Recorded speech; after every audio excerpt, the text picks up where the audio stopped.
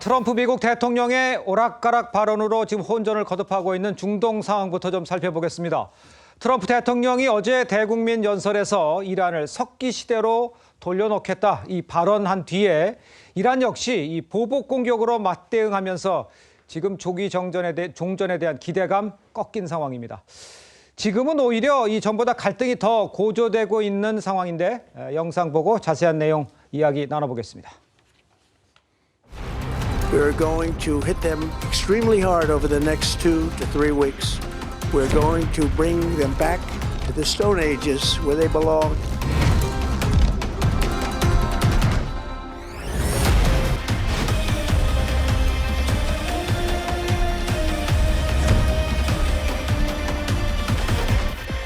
با توکل بر خداوند متعال این جنگ تا خاری ذلت و پشیمانی دائمی قطعی و تسلیم شما ادامه خواهد داشت.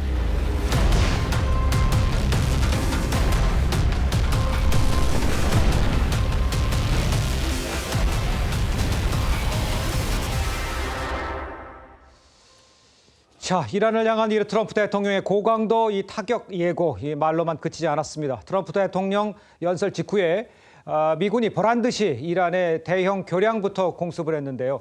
전황을 둘러싼 긴장은 좀 한층 더 고조되는 그런 분위기죠? 그렇습니다. 현지 시간 2일 이란 수도 테헤란 서부에 있는 이 고속도로의 대형 교량이 미군으로부터 2차례 공습을 받아 무너졌습니다. 이란 현지 언론들은 현지 시각 2일 오전 교량이 1차 공격을 받은 뒤 이 구조 작업이 진행되던 중 2차 공격이 이어졌다고 보도했는데요. 미국 동부 시간으로 1일 저녁 9시, 우리 시간으로는 어제 오전 10시 트럼프 대통령이 대국민 연설에서 고강도 공격을 예고한 이후 미군의 공격이 이뤄진 겁니다. 공습 대상이 된 교량은 테헤란 남서쪽 카라지에 위치한 중도 최고 높이의 달입니다. 이란에서도 손꼽히는 복잡한 구조의 건축물로 알려졌는데요. 이 교각 높이는 136m에 달하며 이 완공을 앞둔 상태였다고 합니다. 이런 이란 관영통신은 이 공습 당시 전통 명절인 노르즈 기간으로 현장 주변에 인파가 몰려서 이 사망자 8명을 포함해 다수의 인명피해가 발생했다고 전했습니다.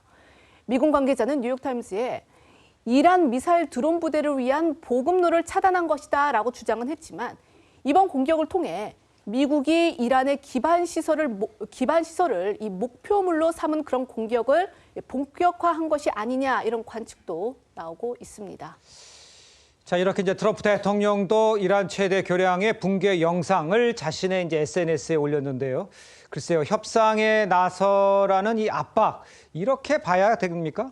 네, 트럼프 대통령은 현지 시간 2일 SNS에 이 테헤란 인근 고속도로 교량이 무너지는 10여 초짜리 영상을 공유를 했는데요. 이 영상과 함께 올린 글에는 더 늦기 전에 협상하라는 이란을 향한 압박도 뒤따랐습니다. 트럼프 대통령은 이란의 가장 큰 다리가 무너져 다시는 사용하지 못할 거라며 앞으로 더 많은 일이 뒤따를 거라고도 했고요. 또 앞으로 더 강한 타격이 기다리고 있음을 경고했는데요. 그러면서 이란이 너무 늦기 전에 위대한 국가가 될 수 있었던 모든 것이 사라지기 전에 합의를 해야 할 때라고 강조했습니다. 오늘은 또 SNS에 그 다음은 발전소라며 이란에 남아있는 것들을 파괴하는 일을 아직 시작조차 하지 않았다고 엄포를 놨는데요. 사실상 현지 시간 1일, 우리 시각으로는 오전 10시에 있었던 연설에서 앞으로 2, 3주에 걸쳐 이란을 강하게 타격해 석기 시대로 돌려놓을 거라고 했던 경고의 연장선으로 보입니다. 관련해 트럼프 대통령의 연설 들어보시죠. We're going to hit them extremely hard over the next 2 to 3 weeks. We're going to bring them back to the Stone Ages where they belong. If there is no deal, we are going to hit each and every one of their electric generating plants very hard and probably simultaneously. We have not hit their oil, even though that's the easiest target of all, because it would not give them even a small chance of survival or rebuilding. But we could hit it and it would be gone. If we see them make a move, even a move for it, we'll hit them with missiles very hard again. We have all the cards, they have none. 자, 하지만 이란은 협상 대신에 맞대결을 선택한 모양새입니다. 당장 교량 공습에 대한 이 보복 공격도 예고를 했죠. 그렇습니다. 이란군은 미군의 교량 공습에 맞서 이 쿠웨이트와 사우디아라비아, 아부다비, 요르단 등에 있는 이 교량 8곳을 잠재적 보복 대상으로 지정했습니다.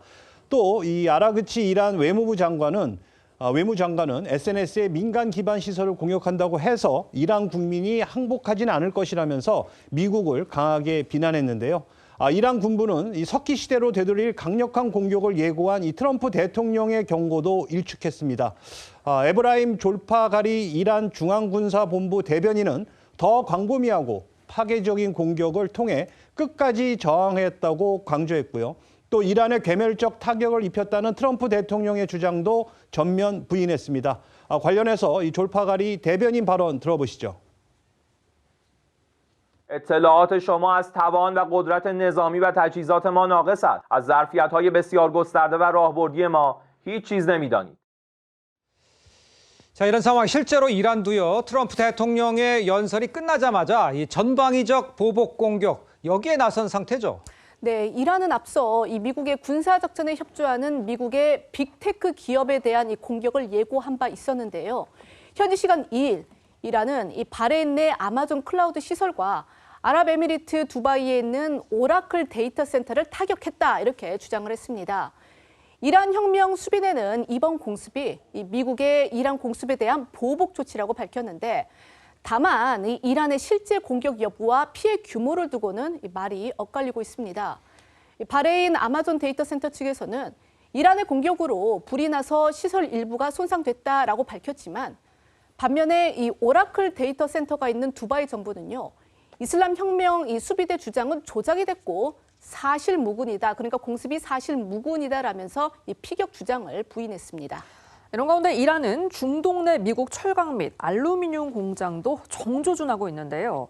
타스통신에 따르면 현지 시각 2일 이란 이슬람 혁명 수비대는 아랍에미리트 아부다비의 미국 철강 공장과 또 바레인 내 미국 알루미늄 공장 그리고 이스라엘 방산기업 라파엘의 무기 생산 시설 등을 미사일과 드론으로 공격했다고 밝혔습니다. 이란 측은 이번 공격은 경고에 불과하다면서 이란 산업에 대한 공격이 반복될 경우 훨씬 더 고통스러운 대응에 나설 거라고 경고했는데요. 다만 이번 공격으로 인한 공장 피해 규모는 아직 확인되지 않았습니다. 이뿐만이 아니고요. 이란은 이스라엘을 향해서도 탄도미사일로 본토를 직격했는데요. 현지 시각 2일 이란의 미사일이 공습으로 이스라엘 중부 도시 주거 지역과 산업단지 일부가 큰 피해를 입은 걸로 전해지고 있습니다.